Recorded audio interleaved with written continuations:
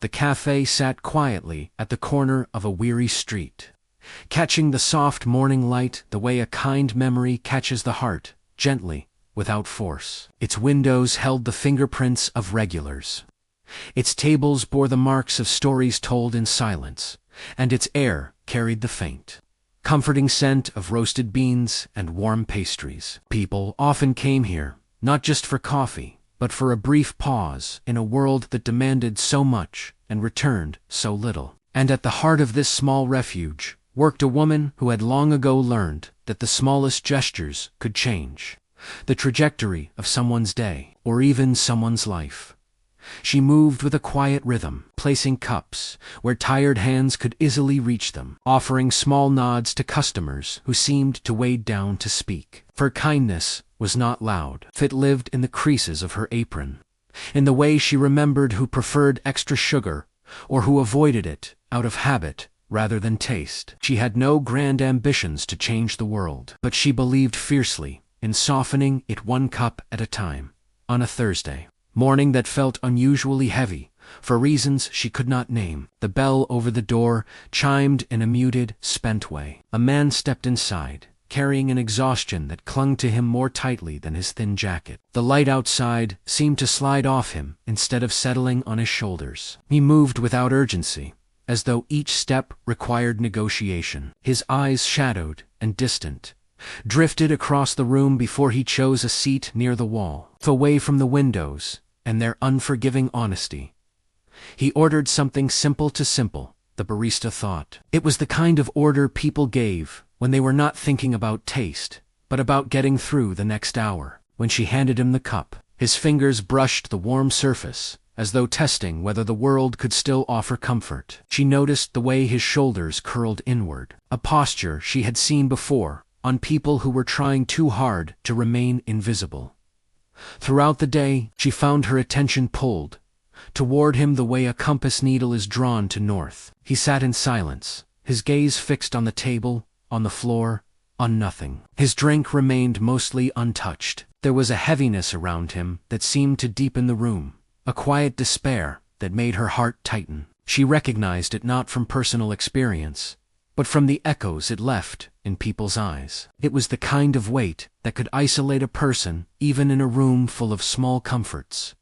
When the café grew a little quieter, she prepared a cup of tea, one she hadn't been asked to make. It was warm and calming, steeped with a blend that soothed frayed nerves and anchored drifting thoughts. She placed it gently before him, not as a transaction, but as an offering, a gesture with no expectation, a reminder that even in a crowded, indifferent world, someone could still care enough to notice you. He lifted the cup slowly, as though uncertain whether he deserved something freely given. The warmth seeped into his hands, softening the stiffness in his posture. The aroma rose like a gentle tide, and for the first time since he had walked in, his gaze shifted not outward but inward, toward the part of himself he had been avoiding. His breathing loosened, becoming slower, steadier, and though he did not smile, though he did not speak, something in him unclenched, something small but essential. The barista returned to her tasks, not expecting thanks, not expecting acknowledgement. She did not need it. She had offered what she could, trusting that the gesture was enough. The man remained for a long time, holding the cup as though it were a fragile lifeline. When he eventually left, his steps were still slow, still heavy, but no longer dragging. There was a sliver of direction in them now, faint but real.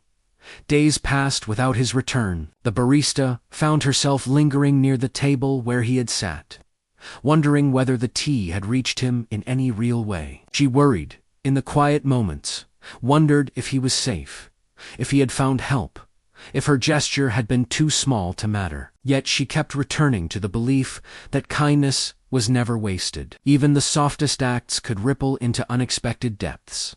Then, one late afternoon, as the sun dipped low and cast amber shadows across the floor, the bell chimed again. The man entered, not transformed, not healed, but alive, in a way he hadn't been before. His eyes carried a clarity that hadn't been there earlier. His clothes looked the same, but he stood with a steadier frame, as though he had reclaimed a small part of himself in his hands. He held a folded paper bag, handled with the cautious reverence of something meaningful. He approached the counter slowly, not with the hesitance of someone who wished to disappear, but with the fragile courage of someone who wished to be seen. The barista watched him place the bag gently before her, saw the tremor, not of fear but of gratitude, and then she noticed something inside the bag, a small item that carried a story before she even touched it.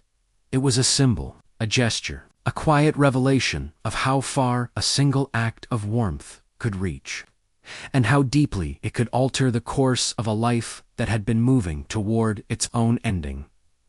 The moment settled between them like a soft exhale, marking the beginning of a truth he had returned to share, a truth about a night when he had almost given up, a truth about a cup of tea that arrived just when the world felt the coldest, a truth about how one small kindness had stopped him from making a decision he would never be able to undo.